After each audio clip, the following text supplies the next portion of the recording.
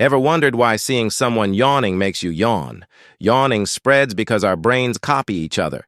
First, mirror circuits in the premotor cortex simulate the action. You try on the yawn.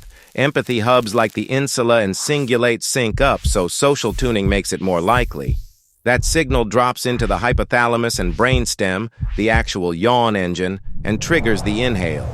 The deep breath increases facial blood flow and cools the skull, which helps reset brain temperature. Finally, autonomic nerves briefly align between people, so arousal states ripple through groups.